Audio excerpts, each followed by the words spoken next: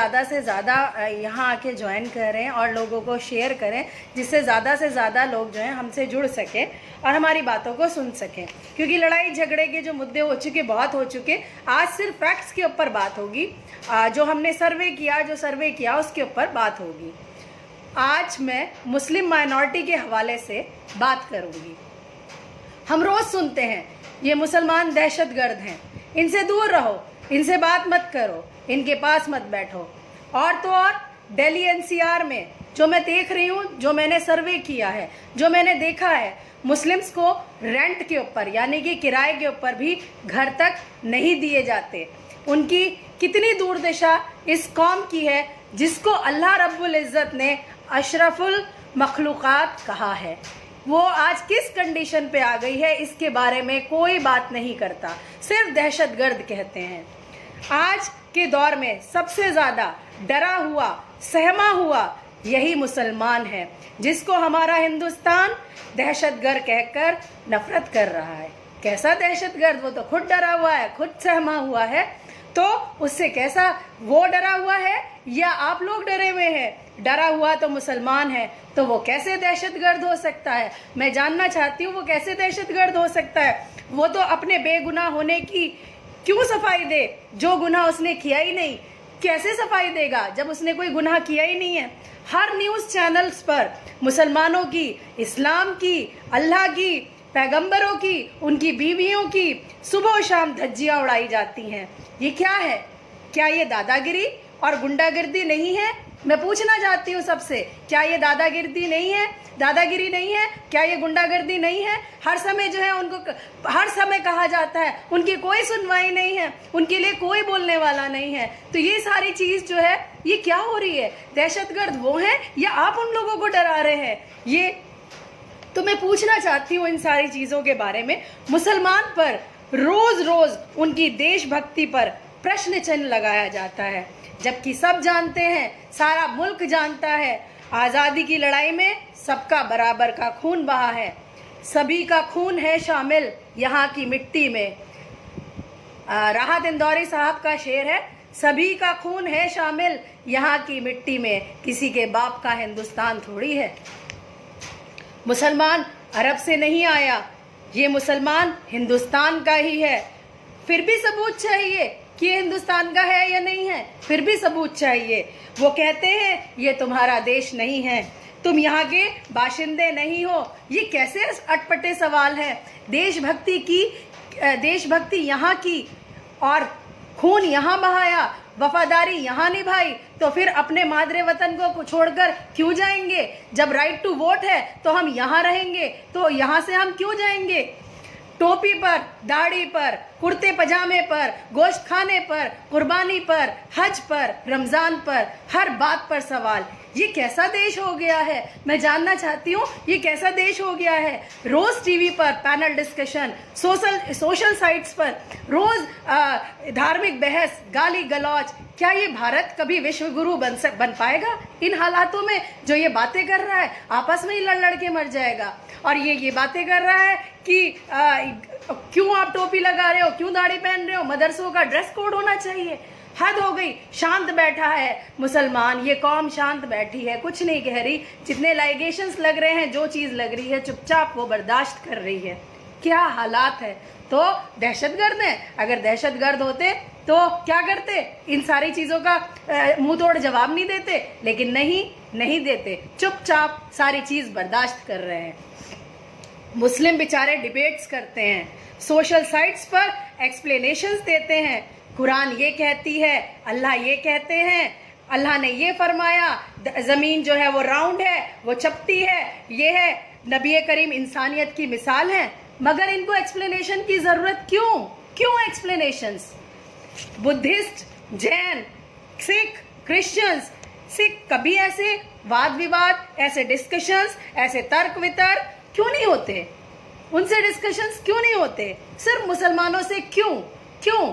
मुसलमानों ने क्या बिगाड़ा? क्या किया उन्होंने? ड्राइंग रूम्स में बैठकर, माइकों में बोलकर क्यों कुरान, हदीस, अल्लाह की क्लैरिफिकेशन दी जाती है? क्यों बताया जा रहा है? अल्लाह ये है, नबी ये है? क्यों बताया जा रहा है? ऐसी डिबेट से, ऐसे डिस्कशन से, ऐसे इंटरव्यू से, आप जाहिलों से अपने खुदा को, अपने नबी को, अपने नबी की बीवियों को, कलाम पाक को अपशब्द कहलवा रहे हैं, बुरे अल्फाज कहलवा रहे हैं, सिर्फ अपनी पॉपुलैरिटी के लिए। ये सब करना बेहद शर्मनाक है, बहुत शेमफुल है इससे। और आप दोज़ख के हकदार बन रहे हैं। जो इस तरह की बात कर रहा है वो इस तरह के क्या कर रहे हैं, दोज़ख के हकदार बन रहे हैं। सत्य को, सच को, ट्रुथ को किसी प्रमाण की, किसी सर्टिफिकेट की, किसी सनद की आवश्यकता नहीं होती है और कोई ज़रूरत भी नहीं है, क्योंकि ये कोई आपके जज नहीं है जो आप इन्हें अल्लाह के बारे में जो है क्लैरिफिकेशन देंगे, नबी के बारे में क्लैरिफिकेशन देंगे। क्या ज़रूरत है आपको जो है ये सर्टिफिकेट इनसे लेने की? जो चीज़ है वो बरहक है, उसका कोई सर्टिफिकेट देने की ज़रूरत नहीं है। क्या इन लोगों के सर्टिफिकेट देने से खुदा का वजूद जो है वो रहेगा? और अगर ये सर्टिफिकेट नहीं देंगे तो क्या खुदा का वजूद नहीं रहेगा? मैं जानना चाहती हूँ आपसे, क्या इनके सर्टिफिकेट देने से खुदा खुदा हो जाएगा? और अगर ये सर्टिफिकेट नहीं देंगे तो नबी करीम जो है क्या उनका अस्तित्व नहीं रहेगा? क्या वो एग्जिट नहीं कर पाएंगे? क्या इनके करने से जो है साबित हो जाएगा? वरना क्या उनका अस्तित्व नहीं है? ये सब पॉलिटिक्स के सिवा कुछ भी नहीं, ये सिर्फ राजनीति है। किसी के कहने से हुजूर सल्लल्लाहु अलैहि वसल्लम रहमतुल आलमीन नहीं रहेंगे क्या? मैं जानना चाहती हूँ कि क्या वो रहमतुल आलमीन नहीं रहेंगे? सब्र करना बेहतर है। ये कौम ऐसी है जिसको इसके खुदा ने इन्ना लिल्लाह मा साबरीन, वो सब्र करना सिखाया, तो आज वो क्यों भूल गई है कि हम सब्र नहीं कर रहे हैं? तो उन्हें सब्र करना चाहिए इन हालातों में, जब जुल्म की इंतहा हो जाती है, जब जुल्म एक्सट्रीम लेवल पर पहुंच जाता है तो सारे फैसले फिर वहाँ से होते हैं। अभी रस्सी खुली हुई है, अभी अल्लाह ने ढील छोड़ी हुई है, ईश्वर ने ढील छोड़ी हुई है, तो फिर बाद में इंसाफ वही करेगा। तो मैं आप सब लोगों से कहना चाहूँगी कि शांति से बैठकर, सुकून से बैठकर सब्र कीजिए, क्योंकि आप सब्र वाली कौम हैं। चुप रहना ही सबसे बेहतर ऑप्शन है। जहाँ ना यकीन है, ना अकीदा है, ना पुख्तगी है, ना ईमान है, उनसे ऐसी बहस करना क्यों बहस करना? ऐसे उनसे बहस करना ऐसा है जैसे आप अपने सर को पत्थर से मार रहे हैं। आज इन सारे सवालों से हटकर मैं आपको जो सच्चाई है उससे रूबरू कराना चाहूँगी, और चाहूँगी आप इस और बातों से हटाकर इस और ध्यान दें। और जितने मेरे भाई हैं, मैं कह रही हूँ आपसे, जो अब मैं बताने जा रही हूँ, जो फैक्ट्स बताने जा रही हूँ, जो सर्वे किया है, उसके अकॉर्डिंग आप सब लोगों से ये बात शेयर कीजिए। ए वतन, आज भी हम अब्दुल हमीद के जैसे हैं। ए वतन, आज भी हम हैं अब्दुल हमीद के जैसे। हमने जिस्मों को ही बारूद बना रखा है। हम मुसलमान हैं मैसूर के सुल्तान वाले, हम मुसलमान हैं मैसूर के सुल्तान वाले, और तुमने हमें दाऊद बना रखा है। आज़ादी के करीब 7 दशकों के दौरान देश का विकास तो काफ़ी हुआ है, लेकिन इसमें सभी तबकों को ठीक से भागीदारी नहीं हो सकी। देश का सबसे बड़ी माइनॉरिटी कौन सी है? मुस्लिम को एक तरफ तो ये कहा गया कि ये डेवलपमेंट कर रहा है, विकास के हाशिए पर पहुंच रहा है, और दूसरी साइड उसे भेदभाव, डाउट, दहशतगर्दी के आरोपों का शिकार बनाया जा रहा है और बनाया जाता रहा है। एजुकेशन, सोशल, इकोनॉमिक लेवल पर मुसलमान किस तरह पिछड़े हुए हैं। गवर्नमेंट जॉब में उनको कोई सपोर्ट नहीं करता, बैंक लोन्स में उन्हें परेशानियां झेलनी पड़ती है। ये हर कोई जो इस टाइम बैठा सुन रहा होगा उसको पता होगा, जब वो बैंक लोन लेने जाता है या घर लेने के लिए जाता है या घर किराए पे लेने जाता है, उसको कितनी दिक्कतें आती हैं। उसे कोई लोन नहीं देता, उसको कितने आधार कार्ड दिखा दे, उसको कोई घर रेंट पे नहीं देता। यहाँ मैंने देखा है दिल्ली NCR में, यहाँ मुसलमानों को घर नहीं दिए जाते हैं। और लेवल पर मुसलमान किस कदर पिछड़े हुए हैं। गवर्नमेंट जॉब में उनको कोई सपोर्ट नहीं करता, बैंक लोन्स में उन्हें परेशानियां झेलनी पड़ती है।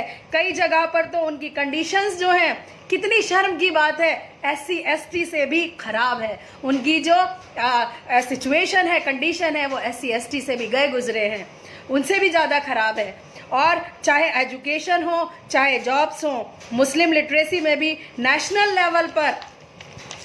लेवल से भी कम है। 6 to 14 ईयर्स के मुस्लिम बच्चे या तो स्कूल नहीं जा पाते या बीच में ही पढ़ाई छोड़ देते हैं। 14 ईयर्स से ज़्यादा एज के बच्चे मैट्रिक लेवल पर 17% हैं, जबकि राष्ट्रीय औसत नेशनल जो एवरेज है वो 26% है। 50% बच्चे ही इंटरमीडिएट कर पाते हैं, जबकि राष्ट्रीय स्तर पर 62% बच्चे इंटरमीडिएट पूरा कर लेते हैं। जरा उस कौम को कहते हो दहशतगर्द है, उस कौम को कहते हो कि हमारे पास मत बैठो, उस कौम को कहते हो कि तुमसे हमें नफरत होती है, वो कौम बहुत सीधी है। अगर कुछ लोग अगर करते हैं तो उनकी सजा जो है पूरी कम्युनिटी को दी जाती है। किस लेवल पे, किस हाशिए पे मुसलमान है इस टाइम पे, ये देखना चाहिए आपको। शहरी और ग्रामीण एरिया में 0.8% और शहरों में 3.1% ही ग्रेजुएशन है। शहरी इलाकों में तो स्कूल जाने वाले मुस्लिम बच्चों का परसेंटेज SC/ST के बच्चों से भी कम है। यहाँ 60% मुस्लिम बच्चे स्कूल्स का मुंह तक नहीं देख पाते। फिनेंशियल क्राइसिस के चलते बच्चों को काम में या हुनर सीखने में लगा दिया जाता है। कौन सा हुनर सीखते हैं? रिक्शा चलाना, कारपेंटर, वाइट वॉश, प्लम्बर और बहुत से काम दिहाड़ी पर, घर के मिस्त्री, घर बनाने के लिए। इस जगह पर जो है ये कौम ये करती है। ये दहशतगर्द है जिसके पास खाने के लिए रोटी नहीं है। कितना ज़्यादा तबका जो है कितना गरीब है, जिसके पास इल्म नहीं है, जिसके पास एजुकेशन नहीं है, उसको कहा जाता है वो दहशतगर्द है। भटकाया जा रहा है मुद्दों से। अवेयरनेस लाने की ज़रूरत है। अवेयरनेस लेके आइए। आप लोग बहुत पिछड़ चुके हैं, पिछड़ी हुई कौम बन चुके, जिसको अल्लाह रब्बुल इज़्ज़त ने अशरफुल मखलूकात कहा। आज वो कौम सबसे पिछड़ी हुई है, SC/ST से भी नीचे के लेवल पे आ चुकी है। ये सर्वे के आंकड़े आपको मैं दे रही हूँ। रिक्शा चलाती है, कारपेंटर का काम करती है, वाइट वॉश का काम करती है, प्लम्बर का काम करती है और बहुत से काम करती है। गवर्नमेंट जॉब में केवल 4.9% है और वो भी निचले पदों पर, निचले पदों पर है। IAS, IFS, IPS, civil services में मुसलमानों की भागीदारी सिर्फ 3.2% है। पुलिस कांस्टेबल में 6% है। मेडिकल एंड हेल्थ केयर में 4.4% है। परिवहन क्षेत्र में 6.5% है। रेलवेज में 4.5% है। Banking services and education field में ना के बराबर है। स्टेट वाइज वेस्ट बंगाल में जो है आबादी जो है 25.2% आबादी है। उत्तर प्रदेश का जो है आबादी वो 18.5% है। असम में जो है 30.9% है। यहाँ गवर्नमेंट जॉब में मुस्लिम सिर्फ 4.7% वेस्ट बंगाल में है। यूपी में 7.5% जो है वो जॉब्स में है। असम के अंदर 10.9% जो है वो जॉब्स के अंदर आया हुआ है, और जबकि आबादी कितनी है? 30.9%। संपत्ति और सेवाओं के मामले में भी कंडीशन बहुत वीक हो गई है, बहुत खराब स्तर है। और उनको जो है लोग कहते हैं आप दहशतगर्द हैं, आपसे हम नफरत करते हैं, और बात करने का मुद्दा नहीं बनता है तो सिर्फ आप क्या कहा जाता है, जब बात करने का मुद्दा नहीं होता तो कहा जाता है कि आपके अल्लाह कौन है, आपके अल्लाह ने ज़मीन कैसे बनाई, आपके अल्लाह ने कितने दिन में ये चीज़ पूरी करी। आप होते कौन हो अल्लाह के बारे में पूछने वाले? मैं जानना चाहती हूँ आप होते कौन है? आप ईश्वर और अल्लाह को आपने बनाया है। ये तो अनपढ़ों वाली, जाहिलों वाली बात हो जाती है कि आप ईश्वर और खुदा को अलग अलग डिफ्रेंशिएट करते हैं, जबकि वो एक है। जाहिल वो ये कौम नहीं, जाहिल आप लोग हैं जो ऐसी बात करते हैं। ग्रामीण इलाकों में मुस्लिम आबादी जो है 62.2% के पास कोई ज़मीन नहीं है। नेशनल लेवल पर 43% है। 1.9% मुस्लिम फैमिली ही सरकारी अनुदान वाले खाद्य कार्यक्रमों से लाभ उठा पाते हैं और 3.2% को ही सब्सिडी वाला लोन मिल पाता है। मुस्लिम समुदाय की आमदनी दूसरे समुदाय से बहुत कम है। बैंकों और दूसरे वित्तीय संस्थानों की मदद भी उन तक बहुत कम पहुंचती है। उनके बच्चे स्कूलों में कम साल गुजारते हैं और उनकी जो लिटरेसी की जो एवरेज है वो बहुत ना के बराबर है। अपनी आबादी के बरक्स वे बेहद थोड़ी मात्रा में सेना के अंदर, फोर्स में और पुलिस के पलों में पहुंच पाते हैं। इसी प्रकार जो बच्चों की मृत्यु दर है, IMR की स्थिति देखें तो मुस्लिम कम्युनिटी में शिशु दर 52.4% है, और जबकि पूरा नेशनल लेवल पर 57% है। तो ये क्या हो गया इस कौम को? क्या है ये कौम? इसको क्या बना दिया? और उसको जो है क्या कहा जा रहा है? मुझे जहाँ जाना होगा हम वहाँ चले जाएंगे। प्लीज़ आप हमें एडवाइस मत करिए हमको कहाँ जाना चाहिए। आप होते कौन है? और शिक्षा की बात करें तो वर्ष 2011 की अगर हम जनगणना को भी देखते हैं तो निरक्षरता दर जो है मुस्लिम की 43% है। देश की ज़्यादातर सियासी पार्टियां, ये इम्पॉर्टेंट पार्ट है, मुसलमानों का हितैषी होने का दावा करती हैं। समझिए समझिए समझिए कौम, ये कौम बहुत सोई हुई है, बहुत भोली कौम है ये। पश्चिम बंगाल में रिपोर्ट के मुताबिक महज 3.8% मुस्लिम परिवार की ही हर महीने 15,000 रुपये कमा पाते हैं। ये आप लोग खुद देख लीजिए मैं सही बता रही हूँ या नहीं। महज 1.54% मुस्लिम परिवारों के पास ही सरकारी बैंकों में अकाउंट है। बहुतों के पास तो बैंक के है ही नहीं, ये मैंने खुद देखा है कि उनके पास बैंक अकाउंट्स नहीं हैं। और राज्य के 6 से 14 वर्ष की उम्र के बीच के 14.5% मुस्लिम बच्चे स्कूल तक नहीं जा पाते। उत्तर प्रदेश में करीब 19% मुस्लिम आबादी है और वहाँ की राजनीति के केंद्र में मुसलमान ज़रूर शामिल रहते हैं। वहाँ पार्टियां मुसलमानों का हितैषी होने का दम तो भरती हैं, लेकिन वहाँ मुद्दा अभी भी तरक्की का नहीं है। इस कौम के लिए काम नहीं होता, बल्कि सुरक्षा और जान माल की हिफाजत का भी नहीं होता है। कोई प्रोटेक्शन नहीं, कोई सुनवाई नहीं। खुद को मुसलमानों का हितैषी बताने का दावा करने वाली सियासी पार्टियों ने मुसलमानों को वोट बैंक से ज़्यादा कभी कुछ समझा ही नहीं है। इसीलिए उनकी तरफ से इस समुदाय के उत्थान और विकास के लिए गंभीर प्रयास दिखाई नहीं देते। मुस्लिम समुदाय के वास्तविक मुद्दे, समस्याएं कभी उनके एजेंडे के अंदर रहती नहीं। उन्हें तो सिर्फ वोट लेने के लिए यूज़ किया जाता है। यूज़ किया, हम होटलों में जाते हैं खाना खाने के लिए, टिश्यू पेपर यूज़ करते हैं, टिश्यू पेपर यूज़ किया और उसको फेंक दिया। हम पानी पीते हैं डिस्पोजेबल ग्लासों में, पानी पिया फेंक दिया। मुसलमान की ये कंडीशन है, इस हिंदुस्तान के अंदर जो है ये कंडीशन है। उसको यूज़ किया, वोट लिया और उस टाइम बहुत अच्छा हो जाएगा मुसलमान, और जब वोट वगैरह सब कुछ हो जाएगी उसको यूज़ करके टिश्यू की तरीके से फेंक देंगे, पूछेंगे नहीं उसको। उनके एजेंडे में नहीं, डर दिखाकर मुस्लिम वोट हासिल करने तक ही वो लोग सीमित रहते हैं, डरा देते हैं आपके साथ। अगर हम नहीं आए तो ऐसा हो जाएगा। बेचारे सीधी सादी कौम है, जाहिल ज़्यादा है, इसके अंदर लिटरेसी की कमी है, तो बेचारे बहक जाते हैं, बहुत बहक जाते हैं। और फिर उसके धर्म के नाम पर होने वाली हिंसा से सबसे, ये मैं अपनी बात नहीं बता रही, ये सर्वे की बात बता रही हूँ, धर्म के नाम पर होने वाली हिंसा से सबसे ज़्यादा प्रभावित माइनॉरिटी ही होते हैं। ये मुस्लिम कौम, ये मुस्लिम माइनॉरिटी ही होती है। वो और हम की ये भावना समाज ने इस कदर कर दी, तू और मैं, तुम अलग हो, मुसलमानों तुम अलग हो, इस कदर डिवाइड एंड रूल की पॉलिसी को अपना दिया।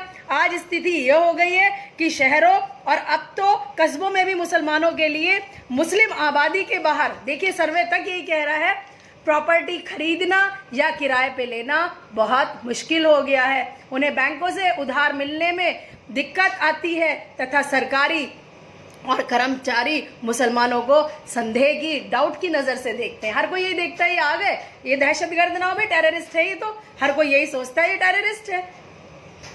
झूठे मुकदमों में फंसाना, मुठभेड़ों के अंदर मार गिराने की घटनाएं आम है या नहीं है? मैं पूछना चाह रही हूँ अपने भाइयों से, अपने दोस्तों से, मेरे जो दोस्त इस टाइम मुझे जो सुन रहे हैं, क्या जो मैं बता रही हूँ क्या ये सही है या नहीं है? बताइए, क्या ये मुकदमों में झूठे फंसाए नहीं जा रहे? कहीं सुनवाई है? मुठभेड़ के अंदर मार दिया जाता है, कहा जाता है टेररिस्ट था। BBC की एक रिपोर्ट में ये खुलासा हुआ कि भारत की 1387 जेलों में 82,000 से ज़्यादा कैदी मुसलमान हैं, जिनमें से लगभग 60,000 विचाराधीन कैदी हैं। सरकार ने हाल ही में संसद में एक सवाल के जवाब में बताया कि भारत की 387 जेलों में 82,000 से ज़्यादा कैदी मुसलमान हैं, जिनमें से लगभग 60,000 विचाराधीन कैदी हैं। उनके ऊपर विचार चल रहा है भाई, और जिनकी फैमिली खराब हो रही है, जिनकी एज निकल रही है, जिनका नाश हो रहा है, उनका हो रहा है, लेकिन कोई मतलब नहीं है। अब जो है एक दीनदयाल जी मानते थे, सुनिए बहुत इंपॉर्टेंट है, बहुत गौर कीजिएगा। दीनदयाल जी जिन्होंने बीजेपी का गठन किया था, मैं बता रही हूँ, आज आंकड़े बता रही हूँ, अपनी बात नहीं बता रही हूँ। तो उन्होंने जो है मुसलमानों को पुरस्कृत ना करो, उन्हें कोई पुरस्कार मत दो, उन्हें हमेशा दुत्कारो, उनकी बेइज्जती करो, उन्होंने कहा, बल्कि उनका परिष्कार करो। परिष्कार, यहाँ परिष्कार का मतलब क्या हुआ, सुन लीजिए भाइयों, शब्द पर ध्यान दीजिए, जिसका मतलब होता है प्यूरिफाई। प्यूरिफाई, जैसे आप पानी को प्यूरिफाई करते हैं ना आरओ लगाकर, तो इसी तरीके से मुसलमानों को शुद्ध करो, उन्हें प्यूरिफाई करो, ठीक है। और इसको करो। इस्लाम और ईसाइयत का जन्म भारत की धरती पर नहीं हुआ था, इसलिए मुसलमान और ईसाइयों की ये भारत जो है पितृभूमि नहीं है। जबकि हम जो मुसलमान आए हैं, ये अरब वाले नहीं हैं, आप लोग अरब वाले नहीं, अरब वाले वहाँ है, यहाँ का जो मुसलमान है वो यहाँ का है। तो ये लोग मानते हैं कि इनकी पितृभूमि नहीं है, ये आपकी पितृभूमि नहीं है। उनके धर्म, संस्कृति और उनके पुराण शास्त्र भी आप लोगों के विदेशी हैं, इसलिए इनका राष्ट्रीयकरण यानी कि आपका शुद्धिकरण, यानी कि जैसे पानी को प्यूरिफाई किया जाता है, इसीलिए आपका प्यूरिफाई करना जरूरी है। पंडित दीनदयाल उपाध्याय ने परिष्कार शब्द का विचार सावरकर जी जो हुए हैं उनसे लिया है, ठीक है। और मुसलमानों के प्रति मौजूदा सरकार के नजरिए को मंत्री के बयानों के संदर्भ में आसानी से समझा जा सकता है, उनके आप जो स्पीच देते हैं उनसे आप समझ सकते हैं। जिस देश का एक बड़ा तबका, मैं पिछड़ेपन की बात बता रही हूँ, कौम कितनी पिछड़ी हुई है। जिस देश का एक बड़ा तबका पिछड़ेपन और असुरक्षा की भावना के साथ जी रहा हो, वो इस पैमाने पर खरा नहीं उतर सकता। हिंदुस्तान की जमहूरियत की मजबूती के लिए ज़रूरी है कि अक़लियतों में असुरक्षा की भावना को बढ़ाने, भुनाने और तुष्टीकरण के आरोपों की राजनीति बंद हो और उनकी समस्याओं को राजनीति के एजेंडे पर लाया जाए कि इस कौम को किस किस चीज़ों की ज़रूरत है, क्या चीज़ें ज़रूरी है इसकी, वो भी तो एजेंडा बनना चाहिए, वो भी एजेंडे के ऊपर आनी चाहिए। खुले दिल से अमल हो, समुदाय में बैठी असुरक्षा की भावना को ख़त्म करने के लिए मजबूत जो होने चाहिए वो कानून बने, जो सांप्रदायिक घटनाओं पर काबू पाने और दोषियों के विरुद्ध कार्रवाई करने में पूरी तरीके से सक्षम हो, एबल हो, वो इस लायक हो। दूसरी तरफ मुस्लिम समुदाय को भी सुन लीजिए, आप लोगों के लिए मुस्लिम समुदाय को भी भावनात्मक यानी कि इमोशनल मुद्दों के बहकावे में आना बंद करना होगा। बहुत इमोशनल कौम है ये, बहुत इमोशनल। आप जो है इतने इमोशनल मत रहिए, अकल से काम लीजिए, बंद करना होगा और अपनी वास्तविक समस्याओं को हल करने के लिए राजनीति को एक औजार के रूप में, एक वेपन के रूप में के तौर पर इस्तेमाल करना सीखना होगा। ये काम मजहबी लीडरान से पिंड छुड़ाकर उनकी जगह नए राजनीतिक नेतृत्व पैदा किए बिना नहीं किया जा सकता।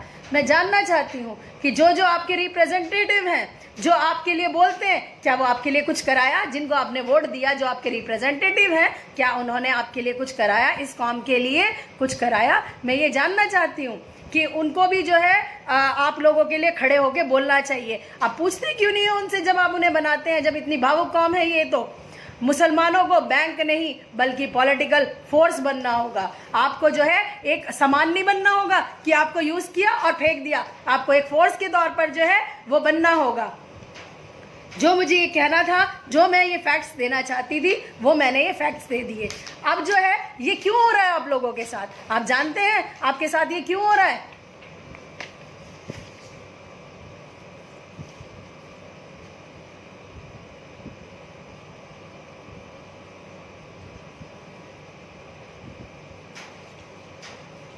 अब जो अजीज़ फातिमा बाजी, आप बिल्कुल सही कह रही हैं। मैं बात तो सटीक करती हूँ लेकिन सच्चाई किसी को पसंद नहीं आती है। फारूक हसन जी 90%, बिल्कुल मैंने जो कहा वो आंकड़ों के बेस पे कहा, मैंने फैक्ट्स के बेस पे कहा, मैंने अपने मन से कोई बातें बना के नहीं कही। लेकिन इसमें आपकी कमी है। क्यों हो रहा है आपके साथ? आप अपने आप को यूज़ करवा रहे हैं। क्यों करवा रहे हैं? अब सुनिए आप, हिंदुस्तान में मुसलमानों की तादाद 14% है, जबकि आला तालीम हासिल करने का फैसला सिर्फ 4% मुसलमान ही लेते हैं। ये उस दीन को मानने वाले लोग हैं जिस दिन की इब्तदा ही पढ़ने के हुक्म से शुरू हुई थी। इक़रा बिस्मि रब्बिकल लज़ी खलक। ये उस कौम की हालत है जिस कौम के पैगंबर हज़रत मोहम्मद मुस्तफ़ा सल्लल्लाहु अलैहि वसल्लम ने इल्म के बारे में फरमाया, इल्म हासिल करना हर मर्द और औरत पर वाजिब है। इल्म हासिल करने के लिए अगर चीन का भी सफ़र करना पड़े तो इंसान करे। माँ के पेट से लेकर कब्र तक इंसान इल्म हासिल करे। इल्म जहाँ से मिले उसे हासिल करो। एक दूसरे मुकाम पर आप सल्लल्लाहु अलैहि वसल्लम ने इरशाद फरमाया, मैं इल्म का शहर हूँ और अली उसका दरवाज़ा है। आखिर क्या वजह है हम इल्म से इतना दूर हो गए? क्या हम आप सल्लल्लाहु अलैहि वसल्लम के मानने वाले नहीं हैं? क्या हम उन्हीं अली के मानने वाले नहीं हैं जिन्होंने फरमाया इल्म ताकत है? आज हिंदुस्तान में मुसलमान अपने आप को कमज़ोर, बेबस और लाचार पा रहे हैं। अक्सर ये सवाल किया जाता है कि इन मुश्किलात का हल क्या है। हज़रत अली अलैहि सलाम इस मुश्किल का एक हल इल्म हासिल करने में बयान करते हैं। इसके बाद हज़रत अली अलैहिस्सलाम इरशाद फरमाते हैं, जिसके पास इल्म है वो दूसरों पर हावी होता है और जिसके पास इल्म ना हो तो दूसरे उस पर हावी हो जाते हैं। अगर इज़्ज़त हासिल करनी है, अगर आप लोगों को इज़्ज़त हासिल करनी है तो इल्म हासिल करना होगा। तालीम के मैदान में सबसे आगे बढ़ना होगा। हुजूर सल्लल्लाहु अलैहि वसल्लम का चाहने वाला अगर जो भी होगा, जिसकी निगाह आला मकसद पर होती है, जो बुलंद हिम्मत और इरादे के साथ तालीम के मैदान में सबसे आगे बढ़ना चाहता है, क्योंकि अगर इल्म के दौरान में पीछे रह गए तो दूसरे कुदरतमंद अफराद तुम पर हावी हो जाएंगे, जो हो चुके हैं। जब तक इल्म से तुम्हारा दामन खाली रहेगा उस वक्त तक तुम्हारे हालात भी नहीं बदलेंगे। लिहाजा उठो और इल्म के नूर से अपने वजूद को मुनव्वर करो। इल्म की शम्मा से माशरे का अंधेरा मिटाओ। इल्म के तेग से जिहालत और गुमराही का सर कलम करो। इल्म के ज़रिए से अपनी खोई हुई इज़्ज़त, जो आपकी इज़्ज़त पूरी तरीके से खो चुकी है, जो दहशतगर्द कहा जा रहा है, जो बेइज्जत किया जा रहा है, जो घर किराए पे नहीं दिए जा रहे हैं, उस वक़ार को दोबारा हासिल करो। ये कैसे होगा? उस वेपन का, उस इल्म का, उस का जो वेपन है, जो हथियार है, जो औजार है, उसका जो है इस्तेमाल करो, उसको हासिल करो। इल्म को हर एक पहले तो खुद इल्म हासिल करे, उसके बाद दूसरे को इल्म की दौलत से माला माल करे, क्योंकि अल इल्म सुल्तानुन, यानी इल्म कुदरत है।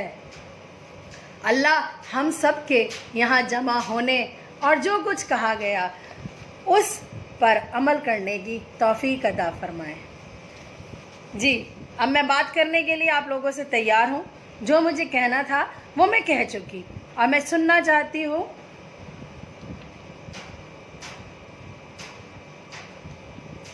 वो। अब जिसको गाली देनी है देते रहें, जिसके पास नॉलेज नहीं है, इससे पता चलता है जो जाहिल होता है वही गाली देता है, कोई फर्क नहीं पड़ता। इतनी अकल है, इतनी इनकी तरबियत है, इनके परिवार के अंदर यही सिखाया जाता है, ये यही काम करते हैं।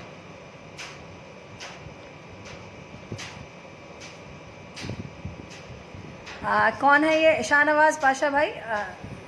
ये नहीं, मोहम्मद शाहनवाज, MD शाहनवाज जी। जो मैं कहना चाह रही हूँ उस बात पे गौर कीजिए, वो चीज़ें इम्प्रूव हो जाएंगी।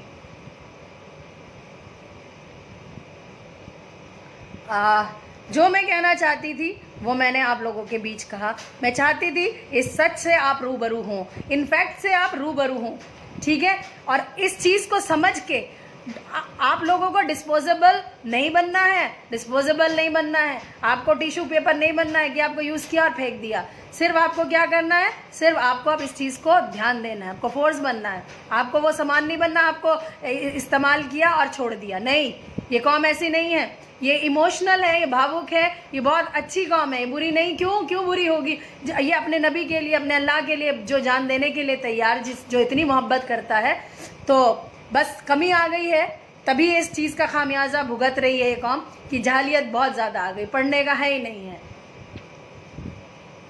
सिर्फ इसके अंदर यही चीज़ है कि ये लोग पढ़ नहीं रहे हैं। जी फरहान भाई बिल्कुल सही कह रहे हैं आप, यही होता है। हमने आज किसी दीन की बात नहीं की, किसी हमने पर्टिकुलर उसकी बात नहीं की, हमने इस कौम को जो ये पिछड़ी हुई कौम है उसके बारे में बताया कि ये कौम क्यों पिछड़ी हुई है। आज पूरे देश के अंदर इसकी क्या कंडीशन है, ये सबसे ज़्यादा जो है ये SC ST से भी जो है नीचे लेवल पे ये कौम बिल्कुल बिल्कुल हाशिए पर, बिल्कुल उस पर आ चुकी है।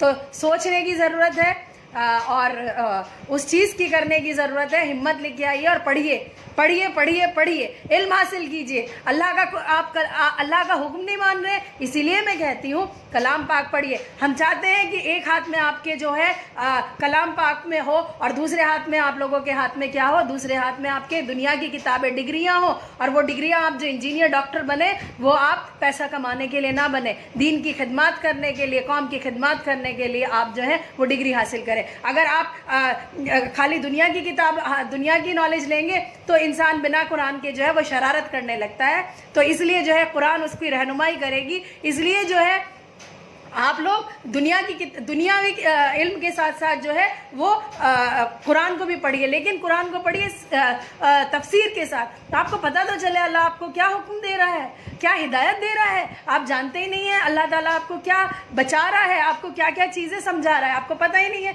अगर आप खुद इस चीज़ को जानेंगे तो आपको किसी की ज़रूरत ही नहीं पड़ेगी। आप खुद कभी आप झूठ नहीं बोलेंगे, कभी सूद नहीं खाएंगे, कभी ज़कात के मामले में नहीं बोलेंगे, कभी जिना नहीं करेंगे, कभी शराब नहीं करेंगे, कभी सट्टा नहीं लगाएंगे, कभी जुआ नहीं खेलेंगे, कभी गलत काम नहीं करेंगे। अगर आप कलाम पाक को अपने रहनुमाई के लिए अपने हाथ में रखते हैं और तफसीर पढ़ते हैं और अल्लाह के हुक्म को जानते हैं, तो आप इस चीज़ को जो है आप लोग समझ जाएंगे कि अल्लाह आपके साथ है, आपको क्या कह रहा है, अल्लाह क्या हुक्म दे रहा है। और हुजूर सल्लल्लाहु अलैहि वसल्लम जो है वो बार बार ये कहते हैं कि जब हश्र का मैदान होगा और हुजूर सल्लल्लाहु अलैहि वसल्लम वहाँ पर खड़े होंगे तो वो अल्लाह के सामने इस चीज़ को कहेंगे, देखिए ये वो कौम है, मैंने तो इतना इन लोगों को कहा था कि कलाम पाक पढ़ो, अब जब ये लोग नहीं पढ़े तो मैं क्या कह सकता हूँ। अल्लाह के सामने वो चीज़ भी रखेंगे कि जिन्होंने जिस लिए हुजूर सल्लल्लाहु अलैहि वसल्लम आए, जो आपको बताया, जो अल्लाह का मैसेज उन्होंने दिया, आप उस मैसेज को ही नहीं सुन रहे तो आपकी तो ये होगी। बताइए, जब आप अपने अल्लाह का हुक्म नहीं मान रहे, अपने नबी का हुक्म नहीं मान रहे, जिनकी पूरी उम्मत है, जिन्होंने ये दीन दिया, जब आप जब उनके हुक्म को नहीं मान रहे, उनकी बात ही नहीं कर रहे, अमल ही नहीं कर रहे, तो आपकी दुर्गति होगी, आपका लेवल और गिर जाएगा। तो जब आप हुजूर सल्लल्लाहु अलैहि वसल्लम के बताए दिखाए रास्तों पर चलेंगे, अमल करेंगे, कुरान को तफसीर के साथ पढ़ेंगे, तो आप क्या करेंगे, तो आपकी सही रहनुमाई होगी, आपको सारी चीज़ों का पता होगा। ऐसे मुसलमान मत बनिए। एक मुसलमान हमारे यहाँ आए थे और वो देख के कह रहे थे कि ये क्या होती है, ये बहुत अच्छी एक्सरसाइज है। उन्हें नमाज नहीं पता, उन्हें ये नहीं पता कौन सी सूरत पढ़नी चाहिए, क्या सना है, क्या अत्तयात है, क्या अल्हम्दु शरीफ है, उन्हें कुछ पता ही नहीं। कहते ये अच्छी एक्सरसाइज है। जिन्हें नफले नहीं पता, उन्हें कुछ नहीं पता। ऐसे मुसलमान मत बनिए, बेदीन मत होइए, जाहिल मत बनिए। ये कौम बहुत अशरफुल मखलूक़ात है। तो जो अल्लाह ने आपको नाम दिया है उसका जो है आपको उस चीज़ को जो है आपको फॉलो करना चाहिए। अपने अल्लाह के, अपने नबी के अकॉर्डिंग जो है आपको चलना चाहिए और उनकी बातों को मानना चाहिए। इन्हीं बातों के साथ जो है मैं अपनी बात ख़त्म करूँगी और करना चाहूँगी। और जिन लोगों को सिर्फ गाली आती हैं वो गाली देते रहेंगे। इससे पता चलता है वो कभी उनका जहन जो है वो बहुत नैरो है और वो बहुत तंग दिल हैं। और तंग दिल जो होती है फैलती ही नहीं है। इस्लाम तो फैल रहा है, क्यों फैल रहा है? इसीलिए तो फैल रहा है क्योंकि वो बहुत अच्छा मज़हब है। उसके अंदर ये सारी चीज़ नहीं, क्योंकि उनका नबी इंसानियत का पैगाम लेके आया। तो कोई फ़र्क नहीं पड़ता। किसी के कहने से, किसी के बुरा कहने से हम बुरे नहीं हो जाएंगे। हमें अपना कर्म करना है। कर्म कीजिए। कर्मण्येवाधिकारस्ते मा फलेषु कदाचित्। तो ये आप अपना कर्म करते जाइए और जो कोई बोल रहा है उसको बोलने दीजिए। जिसको जो आएगा वो वही देगा। और आम के वृक्ष के ऊपर सबसे ज़्यादा पत्थर लगते हैं। तो आप भी यही सोचिए कि आप जो है, आपका दीन जो है, आपका रिलीजन जो है वो आम के वृक्ष की तरह इतना मीठा है, उस पर पत्थर लग रहे हैं। वक्त आएगा, वक्त सबका आता है, ठीक है ना। तो इसलिए छोटी बातों पर, गंदी बातों पर, गंदी मेंटालिटी पर ध्यान नहीं देना चाहिए। वाहिद खान साहब, वाहिद खान भाई, मैं ठीक हूँ बिल्कुल। तो